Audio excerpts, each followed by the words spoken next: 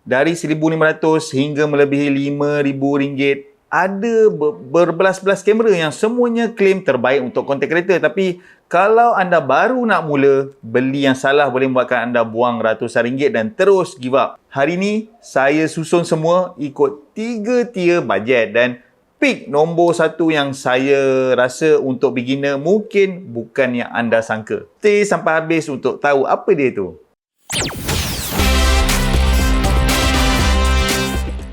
Hey, selamat datang ke MomoTube, teknologi inspirasi kehidupan. Saya Mike daripada Fantografi. Saya pecahkan jadi 3 tier. Tier yang pertama itu bajet bawah RM2,500, just press record. Kemudian tier 2 sweet spot, iaitu RM2,800 sehingga RM3,200. Mirrorless pertama yang boleh tukar lens. Tier 3 pula RM4,000 ke atas. Beli sekali boleh pakai bertahun.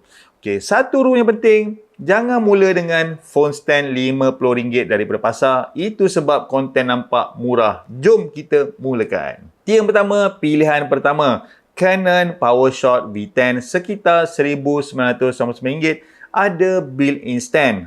Sudut lebar untuk selfie, terus on dan juga terus rakam. Berdasarkan review yang saya kumpul ni, ini yang paling senang untuk orang yang takut menggunakan kamera tapi cache dia, lens dia fix dan juga low light dia biasa-biasa saja performance-nya. It's okay untuk permulaan.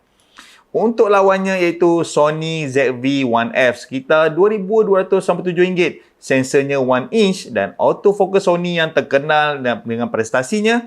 Ada butang bokeh dan juga produk showcase. Sesuai kalau anda nak review barang dan juga cache dia pula, dianya fixed lens 20mm. Tak ada zoom dan juga tiada IBIS iaitu panggil stabilizer. Jadi siapa yang sesuai? ZV-1F ni kalau anda mahu warna dia yang cantik dan juga autofocus yang lebih power, dan juga V10 kalau anda yang paling murah dan juga paling simple.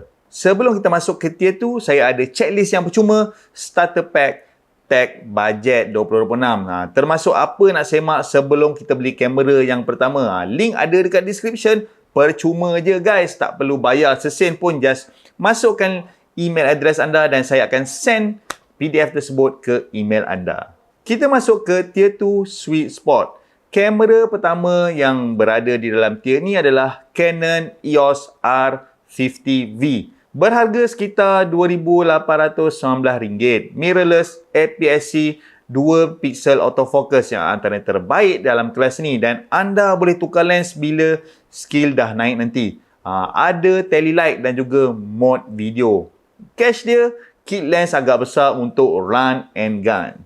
Lawannya pula ialah Nikon Z30 sekitar RM3,199. Memang direka untuk vlog, flip screen, telelamp, ringan 350 gram dan boleh rakam lama. Selalunya ada bundle creator kit dengan mic dan juga tripod.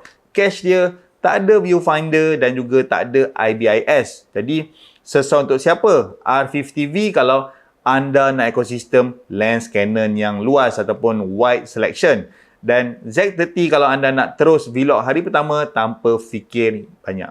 Pilihan istimewa untuk orang yang tidak suka ribet, DJI Osmo Pocket 4 sekitar RM2,599. Ada gimbal 3 paksi, jadi footage sangat steady walaupun anda berjalan.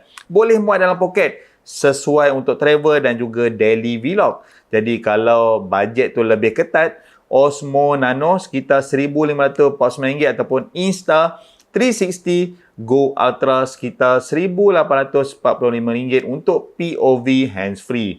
Cache dia, sensor dia lebih kecil daripada mirrorless, jadi low light dia akan terhad sedikit dia punya performance. Untuk tier 3, beli sekali, pakai lama. Kamera yang kita dah highlight untuk tier ni yang pertama adalah Sony ZV-E10 II sekitar RM4,349. Bateri dia lebih besar, rakam pun boleh lebih lama, berjam-jam. Autofocus dia memang power dan juga ekosistem lens Sony yang anda takkan outgrow cepat. Cache dia, harganya boleh naik dan juga ada rolling shutter dan juga tiada IBIS. Alternatifnya adalah Fujifilm X-M5 sekitar RM5,488. Warnanya cantik terus daripada kamera. Jadi kalau anda benci editing ataupun malas nak buat color grading, ini menjimatkan masa anda. Video dia ada pula 6.2K open gate, ringan, ada dial film simulation. Cache dia pula yang inilah paling mahal dalam senarai untuk beginner. Tapi kalau ada duit, apa salahnya kan? Benda ni best. Verdict saya, kalau anda betul-betul baru start dan juga nak yang paling senang, DJI Osmo Pocket 4. Dan satu kamera yang boleh berkembang dengan anda, Nikon Z30. Nak future proof dan langsung tak nak edit warna, Fujifilm X-M5. Dan jujurnya, anda tak perlu kamera yang paling mahal untuk mula. Mula dengan apa yang anda mampu dan fokus untuk buat konten.